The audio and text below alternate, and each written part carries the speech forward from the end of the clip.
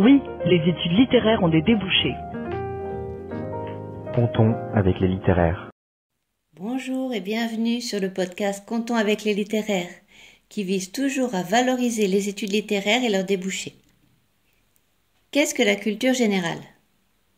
Disons que c'est un ensemble de connaissances sur des sujets très divers, dans des domaines comme l'histoire, la géographie, la politique, le droit, les arts, les sciences, la littérature, la philosophie, etc.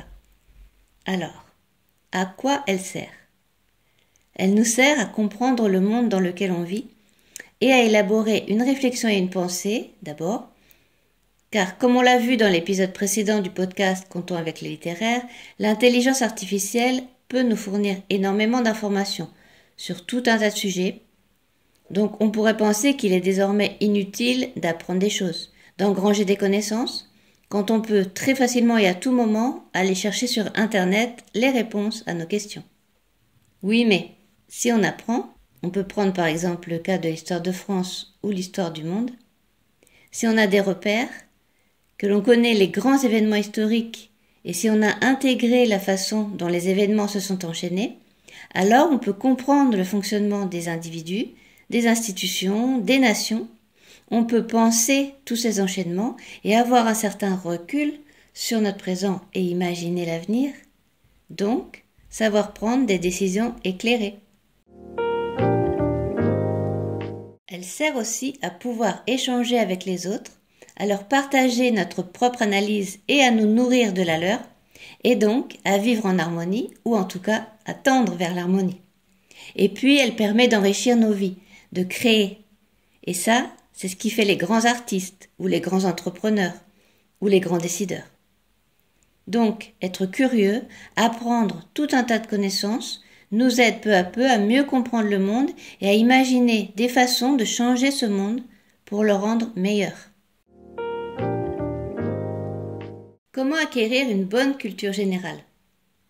Lire, voyager, s'intéresser à de nouvelles façons de vivre et de penser, suivre l'actualité, sortir au musée, au théâtre, au cinéma, assister à des conférences et poser des questions aux intervenants, aller voir des expos, des concerts, écouter des podcasts, suivre des cours en ligne, jouer à des jeux de société, cuisiner, rencontrer des nouvelles personnes et échanger avec elles.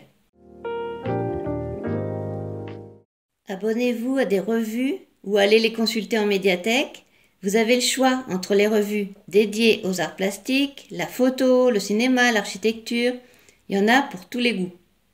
Faites des visites guidées, d'expos, de villes, de sites patrimoniaux, d'entreprises.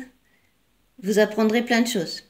Et d'ailleurs, je vous conseille d'aller écouter sur cette même chaîne l'épisode 6 du podcast Comptons avec les littéraires, où 2 guides conférenciers nous racontent leur métier. C'est passionnant.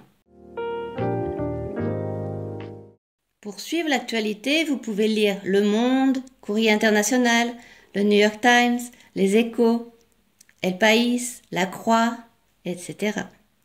Et écouter différentes chaînes de radio et de télé en essayant d'avoir accès à une diversité de points de vue sur un même sujet, en les confrontant pour arriver à vous former votre propre opinion.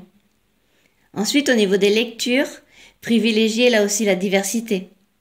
Vous pouvez lire des romans, des contes, des essais, de la poésie, du théâtre, des biographies, des BD, des mangas.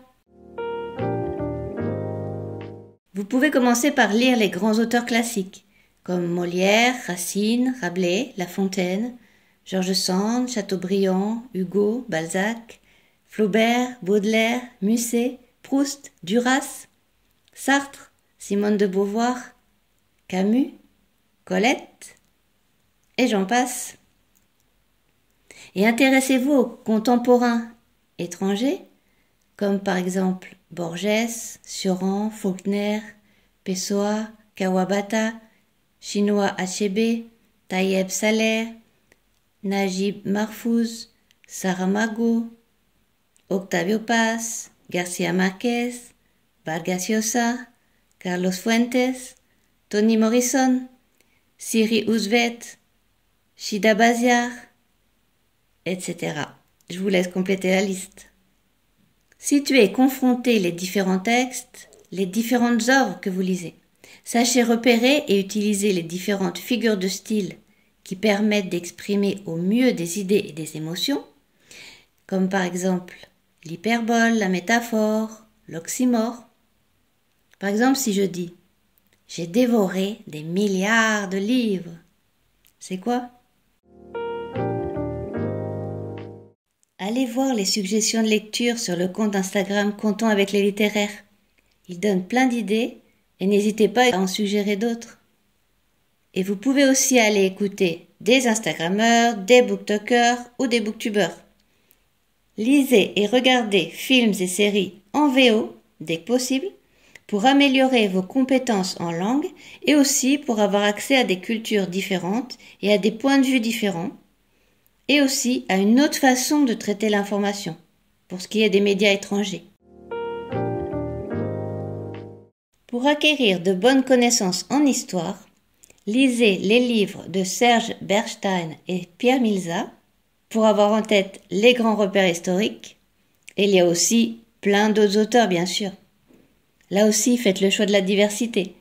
Des historiens, des anthropologues et des sociologues. En sciences, vous avez des auteurs comme Stephen Hawking ou Trinh Xuan Tuan.